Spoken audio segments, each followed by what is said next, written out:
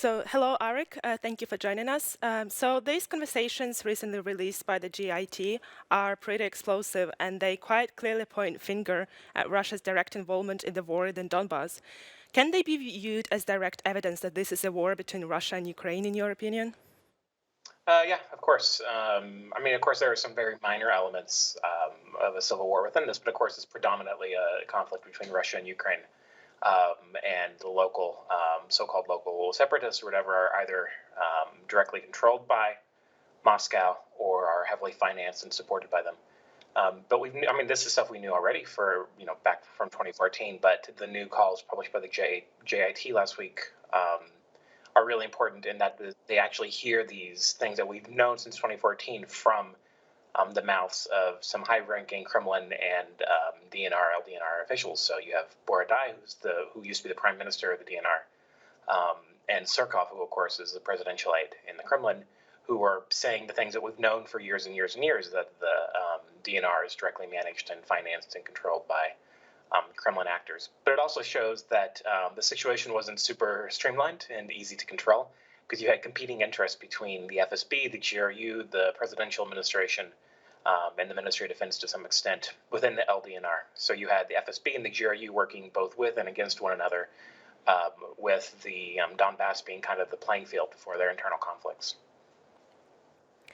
Okay, so you mentioned some of the big profile names, of course, like Surkov, and Borodai, but it also mentions like some of the people in conversations are like this Vladimir Ivanovich or Sasha, like we don't really know who they are. And I saw on your Twitter that you talked about that you already have some sort of ideas about who this guy Vladimir Ivanovich is.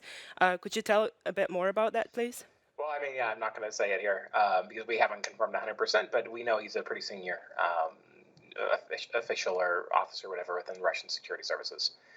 So we know who most all the people in these calls are. Some of them have been identified by us previously, or some others have been are just widely known. Most of them are relatively senior officials or commanders or whatever within either the Russian military or Russian security services. So, for example, there's some guy who calls who's actually who's a officer within the Russian military based out of Crimea. I think his name is Sergei or something like that. We know who pretty much all the people are. We haven't published it yet because we haven't gotten like 110% like total certainty before we actually give a name.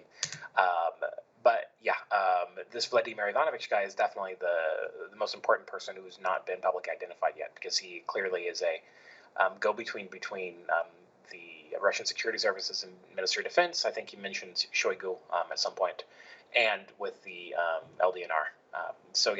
He's the big fish, I guess, that the JIT wants to identify and get a hold of. But there's also some other people who are a little bit lower on the totem pole, who have been either publicly identified already, or it's pretty easy to figure out who they are just based off of the phone numbers, because the JIT actually provided the phone numbers everyone, and you can reverse search some of these phone numbers in some databases and find them pretty quickly, or based on context by what they're talking about. Right, and when can we expect the publishing, like the further sort of revelations about these people? Because you said you're doing some investigations yourself now. Soon, I don't know yet. Whenever we finish it. So yeah, we have a pretty good idea who some of these people are. We just haven't published it yet, just because we haven't gotten complete confirmation yet. So hopefully soon, maybe this week, maybe a little bit later. I'm not sure, but hopefully soon. And how do you think all this conversations and all this revelation, the information that we're receiving, is going to affect the upcoming trial that starts in March 2020? I think that it shows, well, I'm not sure exactly. So I think that the March 2020, when the criminal trial begins, they've already mentioned 4 suspects, 3 Russians and 1 Ukrainian, who were relatively low level. By relatively, I mean they are people within the DNR and commanders within the DNR, including Gherkin, Kharchenko, Pulatov, and Dubinsky, and they aren't senior Russian intelligence or security service members. But the release of these calls from the JIT shows that maybe later on down the road during the criminal trial, they're not going to only be focusing on the people who were in the Donbas at the time of the shootdown, like the 4 people who were already mentioned were, but also they're going towards the leadership within the Kremlin and also the high brass within the Russian security services and the military. The fact that they published these calls, which don't have any direct tie to MH17, because in these calls that they published last week, no one ever mentions the Boeing. There's no mention of a book or anything like that. There's no direct one-to-one connection between the downing and the conversations. But it does show further context and background information about how the Russian Ministry of Defense and Security Services were directly coordinating with and sending military equipment to the Donbas.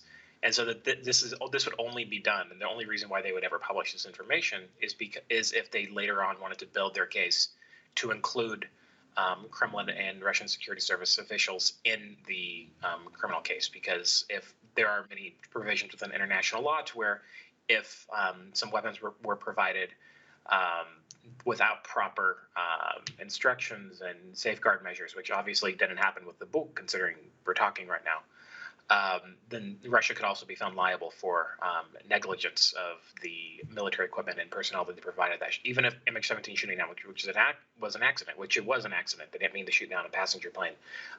Russian officials could probably still be held liable due to their negligence of when they provided this military equipment without proper oversight and instructions. So you mentioned that they only one of the reasons they just released all these conversations is because they planning to build up this case. Did you mean specifically the MH17 case? So they're going to release more material specifically regarding the MH17 case itself? Yeah, so the reason why they released all this information about Borodai and Zarkov and everyone else is because they're building a case of within the MH17 criminal investigation, within those proceedings, to include top Russian Kremlin officials and military commanders, because again, if you can show, which they're doing very, very clearly, if the Dutch investigation can show that there was the DNR, the LDNR was supported and led by the Kremlin, therefore the actions they took within by their fighters and within the military equipment that Russia sent over, the Kremlin can be held liable for this. So this isn't just in the sense of the current case in the European Court of Human Rights between Ukraine and Russia. This is separate from this. The evidence that's being provided by the JIT could, of course, be used in the ongoing case in the European Court of Human Rights. But this specifically, these phone call releases, and also they did some other calls between Surkov, Borodai, and others, and a previous call for witnesses and information by the Dutch. So in 2019, they've now had two different releases of phone calls and information between the Kremlin officials and Donetsk officials about showing how there was a direct tie between them and how the actions carried out by Donetsk could be attributed to the Kremlin, which is, of course, what the legal endgame is for this. Okay, and it's been said, and by you as well, you also mentioned that the JIT gave Russia plenty of chance to cooperate, and that's why previously, the phone numbers, some of the names have been hidden. So do you think now this is all about a message to Russia that it's time to stop playing around and own up to their actions? Yeah, I think so, because if you were to very carefully look at all the different JIT public communications, starting back when the criminal investigation opened in 2014, 2015, up to now, they've had a very, very slow escalation, because they've known, of course, they and all of us knew that the Kremlin was responsible for the downing from day one. But they've given Russia plenty of chances to recant and at least, step back and at least try to take some responsibility. If Russia, looking back, what they should have done from day one is to say, the separatists did this, they're rogue actors, stop supporting them, all that stuff. And then Russia could avoid a lot of sanctions and other consequences. But instead of taking a relatively easy way out, which is maybe they don't say that they shut down the Boeing, but they can say the separatists did, right? Kind of like a compromise situation. They've gone the other way completely. They've tried to discredit the investigation from the beginning. They've tried to hack the investigation. So the Dutch Safety Board, which is the technical investigation of MH17, there were a lot of hacking attempts from the Kremlin onto these investigations. They've tried to impede or disrupt the investigation from the start, and because of that, and also their hostile actions towards the investigation from the beginning, the Dutch aren't waiting for them. They aren't giving them a chance to come around to have some kind of compromise solution anymore. Now they're just, they're publishing all these calls from encrypted communications between Surkov and others, which shows that they're only releasing I'm sure that they're only releasing a fraction of the information that they have. So in the future, of course, there will probably be more publications from the JIT framed as a call for witnesses, but really more trying to show a signal to the Kremlin that they have a lot of compromising materials on them that they could release that could be embarrassing both to their individually to these people, because Surkov looks like a joke right now after some of these calls are published, but also towards the Kremlin in a bigger international sense. And what political repercussions can these relations have for Russia, especially given in the light of some European leaders, like President Emmanuel Macron, saying that calling on the lift of Russia sanctions? Mm-hmm. Yeah, I mean, honestly, I'm not sure. I mean, it's good to talk and speculate about all the different, all the different damages that the Dutch investigation could do to Russia. But, of course, the reality of the situation is that you can't convince the French or the Germans to do something just based off of, no matter how damning and interesting and impactful these calls are. It doesn't matter if if Merkel or Macron doesn't back it up. So realistically, it may not actually make any difference. It just may make it a little bit more painful for some of the European leaders to have some kind of a welcoming back of Russia to the international community. But it's possible that with the Dutch investigation that goes on, that you could just see Russia withdraw from other international bodies, because they won't pay any damages out. They aren't going to turn over any suspects to the Dutch. They're not going to cooperate with the investigation or recognize its consequences or its verdict, anyways. So, I mean, we may just end up seeing Russia withdraw from some international bodies just to avoid having to deal with the final verdict from the Dutch investigation. And I would also like to ask about the mention of this Rinat, because that caused quite a reaction here in Ukraine. Yeah. Do you think, I think you suggested yourself that this is obviously, Surkov spoke about Rinat Akhmetov, Ukrainian oligarch. So can this be viewed as a sort of evidence that Donetsk-born Ukrainian oligarch Rinat Akhmetov communicates directly with Moscow and the Kremlin? Yeah, I mean, you can't take too much. You can't take it out of context too much, because we don't. This is just one snippet during a call. Surkov kind of just mentioned offhand that he was meeting with Akhmetov. So we don't know for sure about how often they were meeting. Maybe this is a one-time thing. Maybe they meet. Maybe they meet for coffee every week. I don't know. So you can't take it too out of context. But clearly, back in 2014, there was definitely some communication between Surkov and Akhmetov. Again, I don't want to, I don't know enough about all the politics of different oligarchs in Ukraine, because I'm sure they're all dirty in their own ways.